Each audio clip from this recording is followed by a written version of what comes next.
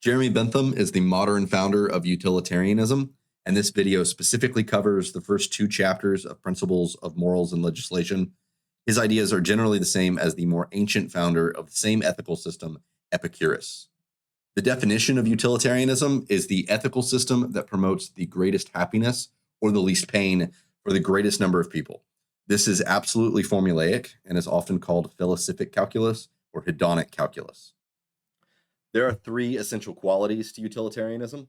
Utilitarians are consequentialist, which means that they only care about results. They are hedonistic, which means they only care about pleasure. And they are impartial, which means that no one is special in the formula and calculation. The whole world matters. Here are the relevant quotes from Bentham himself. The principle of utility is the principle that approves or disapproves of every action according to the tendency it appears to have to increase or lessen, that is, to promote or oppose, the happiness of the person or group whose interest is in question. To produce benefit, advantage, pleasure, good, or happiness, all equivalent in the present case, or, this being the same thing, to prevent the happening of mischief, pain, evil, or unhappiness to the party whose interest is considered. And it is fixed and proportional to the tendency he thinks it has to increase or lessen the community's happiness. Note that these all go hand in hand with my list of utilitarian essentials. It's consequentialist, it's hedonistic, and you're required to be impartial. Bentham takes an interesting position in the first chapter. Has the rightness of this principle ever been formally contested? Bentham is asking if anyone truly disagrees with him, and he answers no.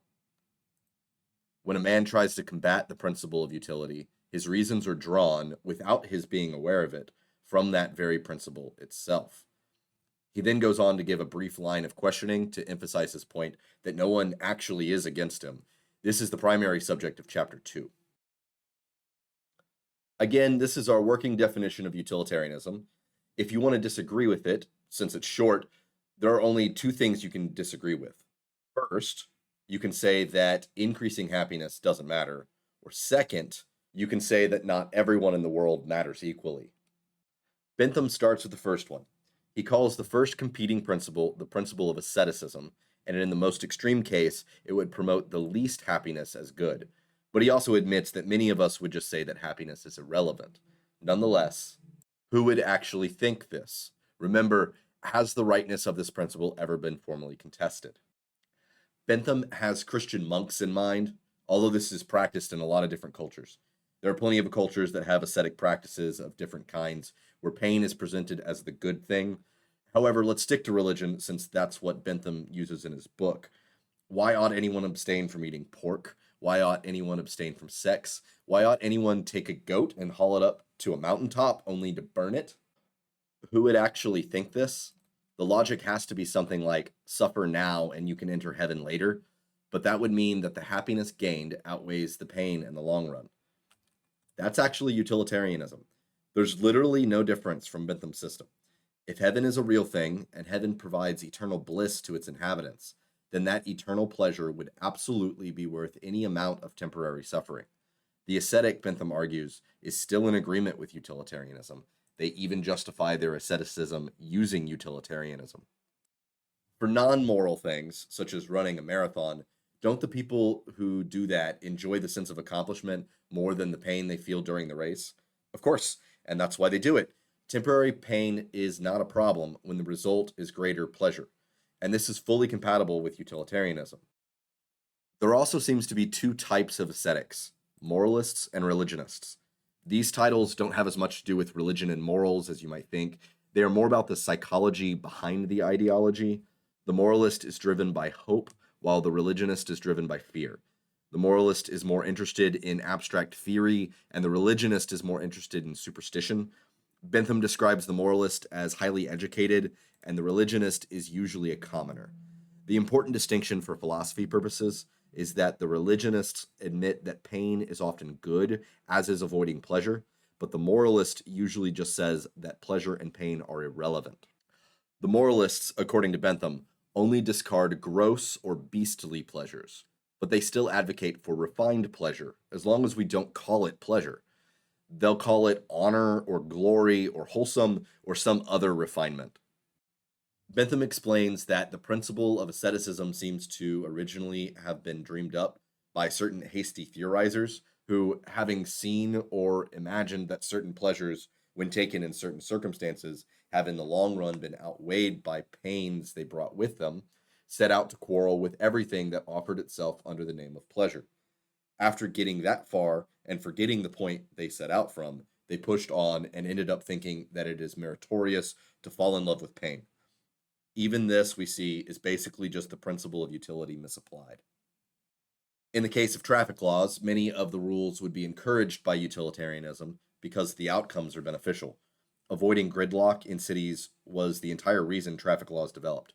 Yet, utilitarians are always open to exception to rules because it's not the rules themselves that are important, but the results. Emergency vehicles, like an ambulance, do not have to follow traffic laws. Why is that? Because not only are the rules created for the sake of outcomes, but the exceptions to the rules are also justified due to outcomes. The second way you can disagree with utilitarianism is to say that it's good that some people are in pain. Bentham names this principle the principle of sympathy and antipathy. To be honest, he admits that this is only a principle in name because he thinks that the lack of an objective principle is the core issue here.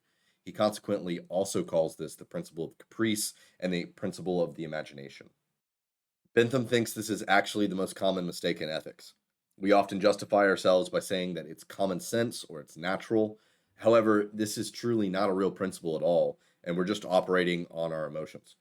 We target the people we like for good consequences, and we target the people we dislike for bad consequences. This is ultimately just about our arbitrary, non moral opinions, and this is a bad foundation for morality. Bentham is still thinking of religion, though. We'll stick to that. And specifically, the almost 200 years worth of civil conflict in England over Roman Catholicism and Anglicanism.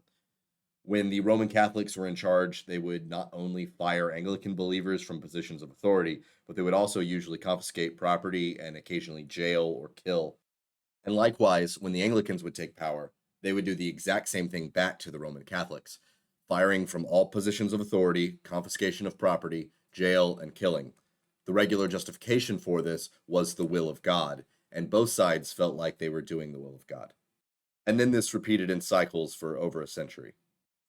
Both sides advocated for the good of their side and then demonized the others. To Bentham, this principle shows that they agreed that happiness is the goal, but their prejudices were simply getting in the way of including all as equals.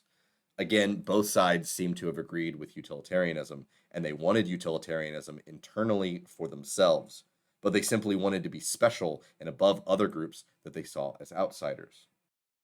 As for the actual will of God, Bentham was raised Anglican and gradually became an outspoken atheist. Nonetheless, Bentham still thought that the will of God could also be thought of in terms of the principle of utility, even if his atheism was false. Bentham thinks that God's will has to be one of these three principles that we've talked about. God is either an ascetic and values pain for the sake of pain, he picks and chooses his favorite people without rational justification, or God is a utilitarian. So if you think that God commands the rule, do not murder, Bentham would challenge you by asking why God would command that. Because, according to Bentham, it's probably because that outcome does not usually make the world a happier place.